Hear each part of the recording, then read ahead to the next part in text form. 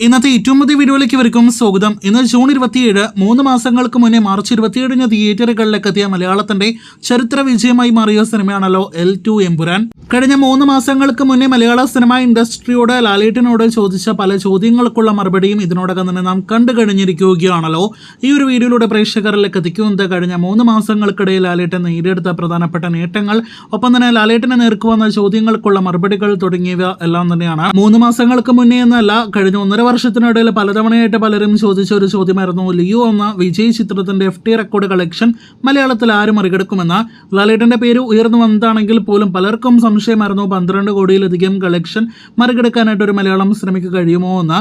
എന്നാൽ 2 കോടിയുടെ വ്യത്യാസത്തിൽ 14 കോടിയിലധികം കളക്ഷൻ നേടിയെടുത്ത എമ്പുരാൻ ആ റെക്കോർഡ് മറികടക്കുന്ന കാഴ്ചയാണ് നാം കണ്ടത്. മഞ്ഞുമൽ ബോയ്സ് എന്ന സിനിമയുടെ കാര്യത്തിലും ഇതേപോലെയായിരുന്നു. തമിഴ്നാട്ടിലെ വലിയ കളക്ഷനും കൊണ്ടാണല്ലോ മഞ്ഞുമൽ ബോയ്സ് 240 കോടിയിൽ പരം കളക്ഷൻ നേടിയെടുത്തത്. ആ ഭീകര കളക്ഷൻ അടുത്ത കുറച്ച് വർഷത്തേക്ക് പല സിനിമകൾക്ക് മറികടക്കാൻ കഴിയില്ല എന്നായിരുന്നു മഞ്ഞുമൽ ബോയ്സ് ടീമിന്റെ വരെ പ്രതീക്ഷ. എന്നാൽ അതെല്ലാം തന്നെ തള്ളിക്കളയുന്ന ലെവലിലായിരുന്നു എമ്പുരാൻ എന്ന സിനിമ മഞ്ഞുമൽ ബോയ്സ് തിയേറ്ററുകളിലേക്ക് എത്തി വെറും 1 വർഷം 1 മാസം കൊണ്ട് തന്നെ മറികടന്നത്. മോളിവുഡിൽ ഇൻഡസ്ട്രി വിജയം വല്ലപ്പോഴും പിറക്കുന്ന ഒന്നാണല്ലോ. 2023 തിയേറ്ററുകളിലേക്ക് എത്തിയ 2018 ഫൈനൽ കേരള ഗ്രോസ് 89 കോടി സമീപകാലത്ത് ആരും മറികടക്കില്ല എന്നായിരുന്നു ചില കൂട്ടരുടെ പ്രതീക്ഷ.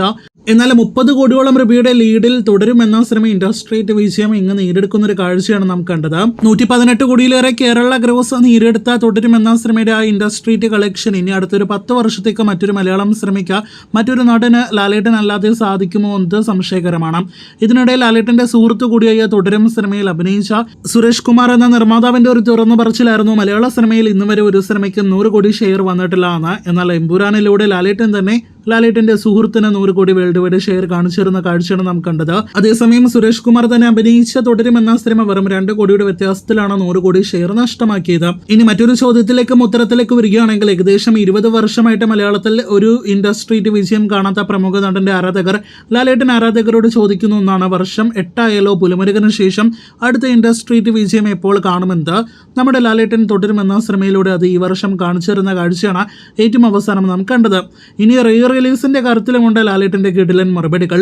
നേരത്തെ സ്ഫടികം എന്ന സിനിമ വിജയിച്ചപ്പോൾ റീ റിലീസിൽ വലിയ തരംഗമായപ്പോൾ ഇതേ പ്രമുഖ നടന്റെ ആരാധകർ ആരോപിച്ച ഒന്നായിരുന്നു ലാലേട്ടന്റെ പുതിയ സിനിമകൾ വിജയിക്കാത്തത് കൊണ്ടാണ് റീ റിലീസ് സിനിമകൾ കാണാനായിട്ട് ആളുകൾ വരുന്നത് എന്ന്. അതേസമയം നേരിന് ശേഷം എത്തിയ ദേവദൂതൻ സ്ഫടികത്തിനേക്കാൾ വലിയ വിജയമാകുന്ന കാഴ്ചയാണ് കണ്ടത്. ഏറ്റവും അവസാനം ഇപ്പോഴത്തെ ഛോട്ടാ മുംബൈ എത്തിയപ്പോൾ സിനിമ ഏത് ലെവൽ തരംഗമാണ് ഓളമാണ് ഉണ്ടാക്കിയത് എന്ന് നമുക്ക് എല്ലാവർക്കും അറിയാം. അത് തുടരും, എമ്പുരാൻ എന്നീ സിനിമകളുടെ വലിയ വിജയത്തിന് ശേഷമാണ് ഇത് പ്രത്യേകം പറയേണ്ടതില്ലല്ലോ. അപ്പോൾ ആകെ മൊത്തം നോക്കുകയാണെങ്കിൽ കഴിഞ്ഞ 3 മാസത്തിനിടയിൽ, അതായത് 90-ൽ പരം ദിവസങ്ങൾ കൊണ്ട് ലാലേട്ടൻ ഇതിനോടകം തന്നെ ലാലേട്ടന്റെ ആരാധകരോട് വെല്ലുവിളിച്ചവർക്കെല്ലാം തന്നെ മറുപടി നൽകി കഴിഞ്ഞിരിക്കുകയാണ്. ഇനി തിരിച്ച് പ്രമുഖ നടനോട് ഇതേ രീതിയിലുള്ള ചോദ്യങ്ങൾ ചോദിച്ചാൽ ബബബ അടിക്കുമോ അതല്ലെങ്കിൽ മറുപടി തരുമോ എന്നാണ് നമ്മുടെ ചോദ്യം. കാത്തിരിക്കൂ കൂടുതൽ ഇതുപോലുള്ള വീഡിയോ അപ്ഡേറ്റുകൾക്ക്.